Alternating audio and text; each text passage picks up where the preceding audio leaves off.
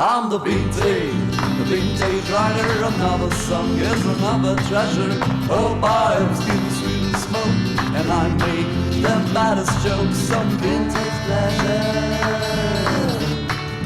higher and older.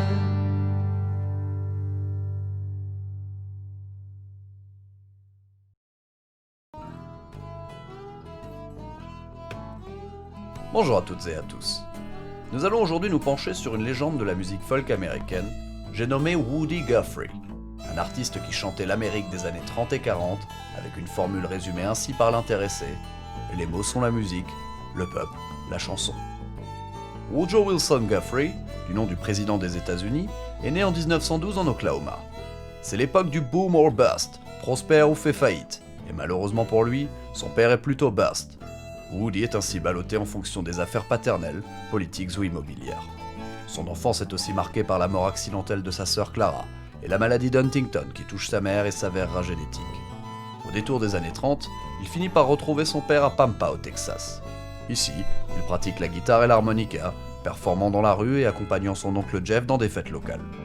En 1933, le Great Dust Storm, une immense tempête de poussière, ravage les exploitations du Texas, de l'Oklahoma ou encore de Tennessee.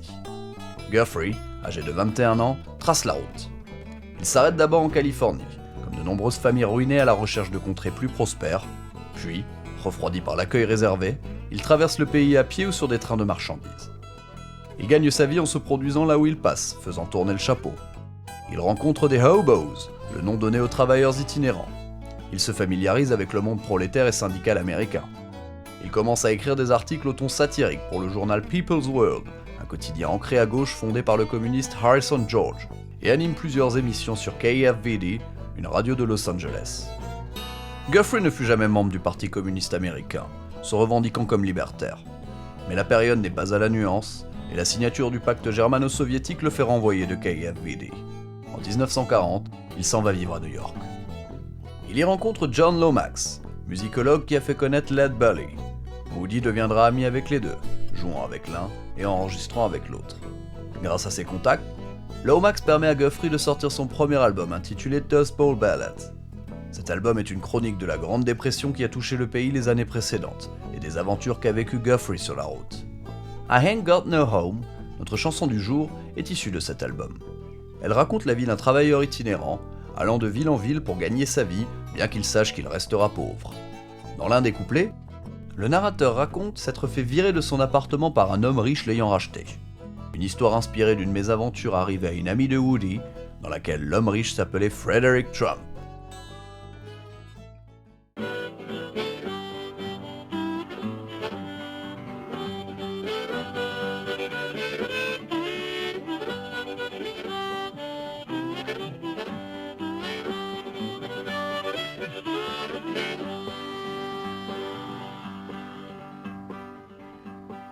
I ain't got no home, I'm just a roaming round. Just a wandering worker, I go from town to town. And the police make it hard wherever I may go. And I ain't got no home in this world anymore. Ce premier album permet à Guthrie de se faire connaître.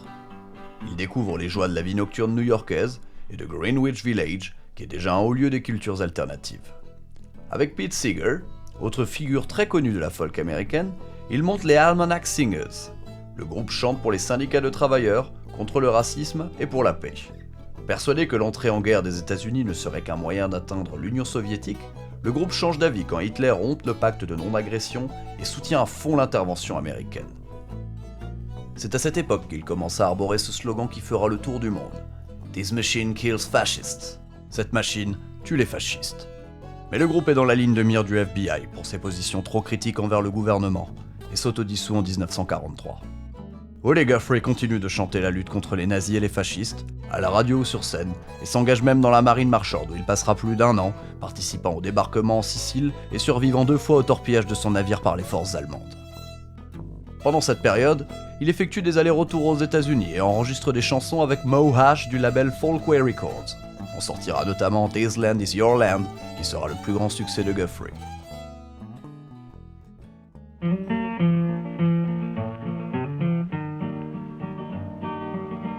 This land is your land, and this land is my land.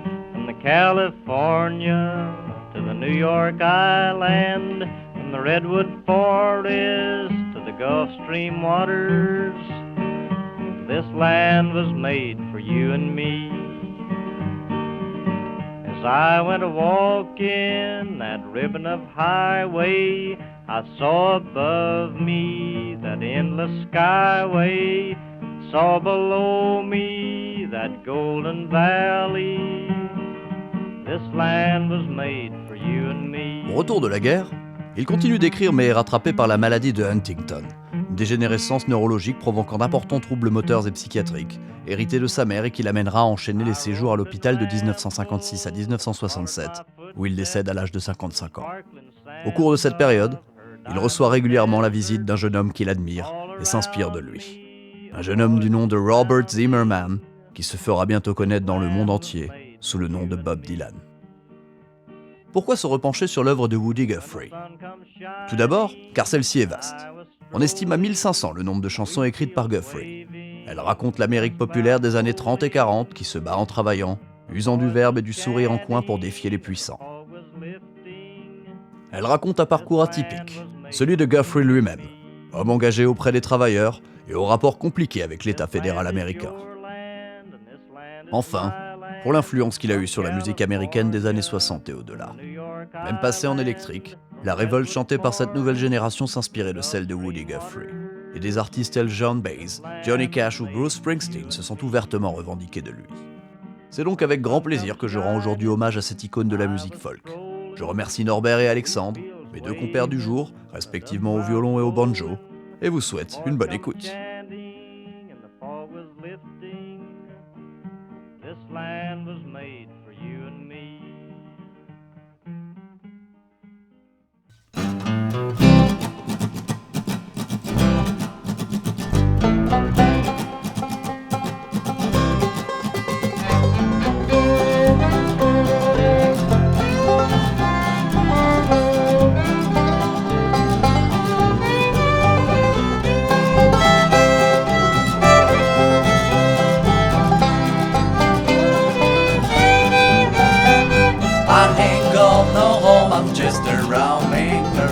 Just a wandering worker, I go from town to town, and the police make it hard wherever I may go, when I ain't got no home in this world anymore.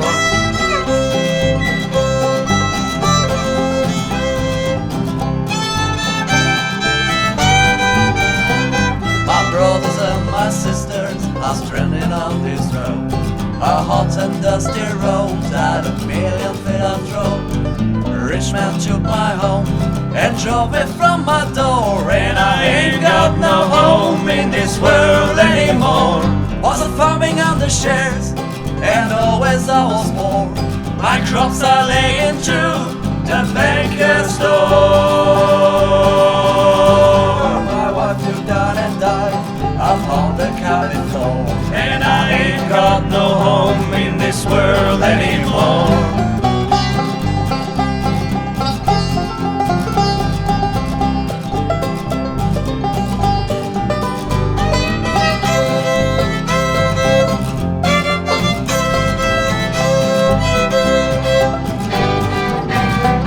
I'm mighty your minds and I got the radio call. I've been working, mister, since the day I was born. Don't worry all the time like I never did before, 'cause I ain't got no home in this world anymore. Now as I look around, it's so mighty plain to see, this world is such a great and funny place to be. The gambling man is rich and the working man is poor, and I ain't got no home in this world anymore. The gambling man is rich and the working man is poor, and I ain't got no home in this world anymore.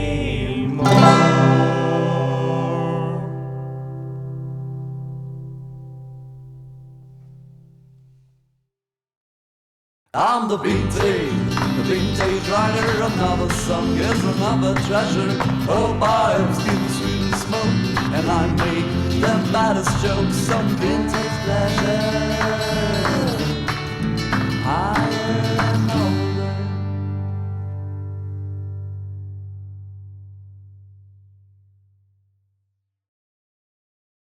C'est terminé, hein?